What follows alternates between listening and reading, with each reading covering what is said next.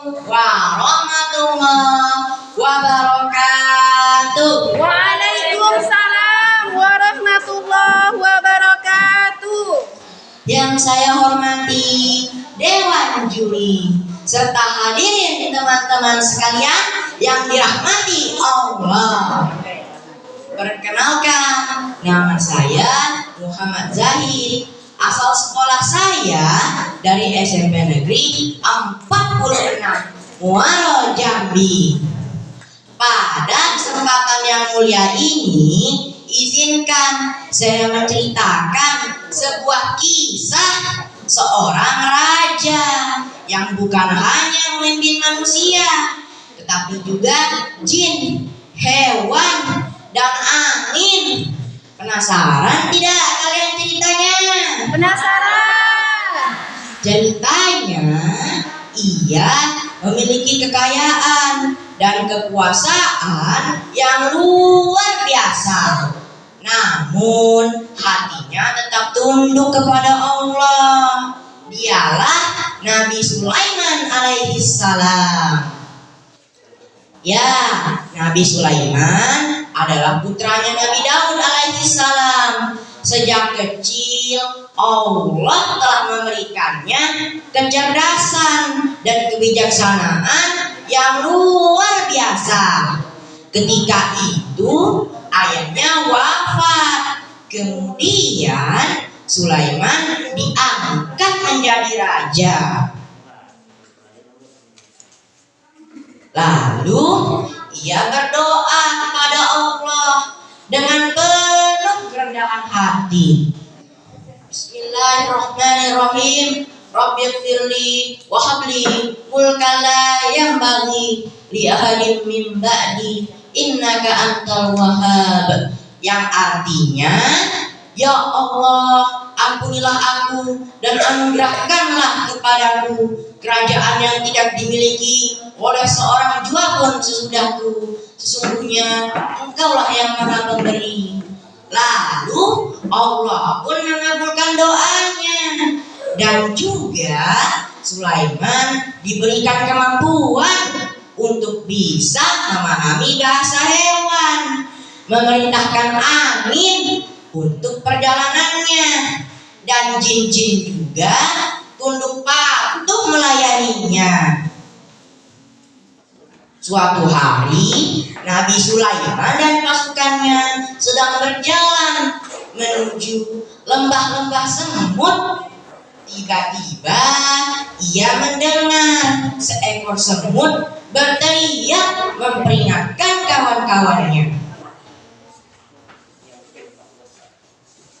Wahai semut-semut, masuklah ke dalam sarang-sarangmu itu, agar kamu tidak diinjak oleh Nabi Sulaiman dan pasukannya, sedangkan mereka tidak sengaja. Mendengar itu, Sulaiman tidak merasa sombong ataupun marah. Sebaliknya, beliau tersenyum kagum lalu berdoa, Ya Allah, berilah aku taufik untuk tetap mensyukuri nikmat-Mu. Beliau sadar sehebat apapun dirinya, ia tetap harus menghargai makhluk sekecil apapun ciptaan Allah. Cerita lainnya, saat keajaiban lain terjadi, yaitu saat Nabi Sulaiman memeriksa pasukan burung-burung. Ia mendapati burung put-put tidak ada di tempat. Beliau sempat bertanya dengan tegas. Namun ketika put-put datang terlambat, burung itu membawa kabar penting.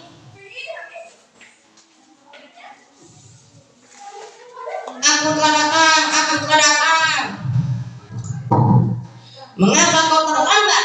Tanya Nabi Sulaiman. Aku telah mengetahui sesuatu yang belum kau ketahui. Apa itu? Tanya Nabi. Aku datang dari negeri Sabah, membawa kabar pasti tentang seorang ratu yang memerintahkan rakyatnya. Ia memiliki singgasana sangat megah, namun ia dan kaumnya menyembah matahari, bukan Allah. Namanya Ratu Balqis. Mendengar itu, Sulaiman tidak menyerang dengan pedang. Ia mengirim surat undangan damai agar Ratu Balqis berpikir dan bersujud menyembah Allah. Setelah melalui ujian kebijaksanaan, Ratu Balqis pun akhirnya sadar dan bersujud bersama Nabi Sulaiman kepada Allah yang Maha Esa. Puncak ketaatan Nabi Sulaiman juga terlihat saat beliau meninggal dunia. Jin-jin yang bekerja untuknya tidak tahu bahwa beliau ini sudah meninggal. Posisi meninggalnya Nabi Sulaiman berdiri bersandar pada tongkatnya dalam waktu yang sangat lama. Hanya ketika Raya memakan tongkat itu hingga patah, barulah tubuh Nabi Sulaiman terjatuh. Nah, disitulah para jin pun sadar.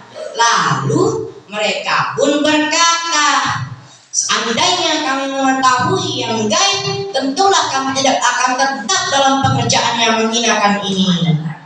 Nah, kita ambil hikmahnya bahwa harta dan kekuasaan adalah titipan Allah. Jangan sampai membuat kita sombong. Semoga kita bisa meneladani sifat Nabi Sulaiman alaihi salam juga ya.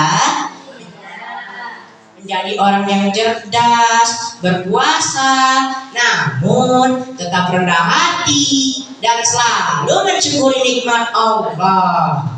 Sekian cerita yang dapat Zahid sampaikan. Terima kasih atas perhatiannya.